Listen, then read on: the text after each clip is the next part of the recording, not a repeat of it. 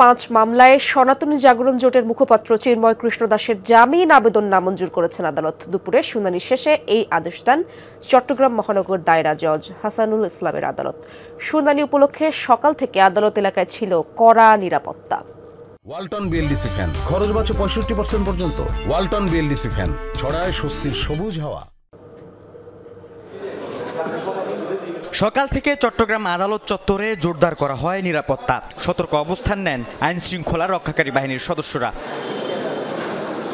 নগরীর কোতোয়ালি থানায় দায়ের করা 5 মামলায় সনাতনী জাগরণ জোটের মুখপাত্র চিন্ময় কৃষ্ণ দাসের জামিন শুনানির দিন ধার্য ছিল বৃহস্পতিবার। তবে সশরীরে আদালতে হাজির করা হয়নি। চিন্ময়ের পক্ষে শুনানিতে অংশ নেন ঢাকা থেকে আসা আইনজীবীদের একটি টিম। আসামির অসুস্থতা সহ বিভিন্ন বিষয় তুলে ধরে তারা 5 মামলায় জামিনের আবেদন জানালেও শুনানি শেষে আবেদন নামঞ্জুর করেন আদালত। এই মামলায় উনি আসামি হওয়ার কথা না, এটা রাষ্ট্রের একটা মেলাফেডি ইন্টেনশন। আর উনি অনেক অসুস্থ, আজকে 8 মাস হয়ে গেছে। উনি লিভার সিরোসিসে আক্রান্ত, বিভিন্ন রোগ, ওনার ওজন কমে গেছে প্রায় 10 কেজির মতো।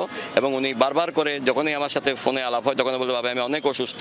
আমরা কোর্টকে এগুলো কিন্তু আবেদন করেছিলাম। আমরা মহামান্য হাইকোর্টে গিয়ে হয়তো আমরা আশা করছি যে আমরা সুবিচারটা পাবো।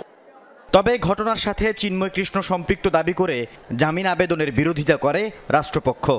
ওনার উপস্থিতিতে এবং ওনার ইন্ধনে যে এখানে আদালত প্রাঙ্গণে ভাঙচুর হয়েছে এবং আপনার ওই যে আলিফ হত্যা, বিশেষ করে আলিফ হত্যার সাথে উনি জড়িত একজন আমাদের আইনজীবী মৃত্যুবরণ করেছে এবং সরকারি কাজে উনি বাধা দিয়েছেন, বিভিন্নভাবে উনি এই মামলার সাথে সম্পৃক্ত।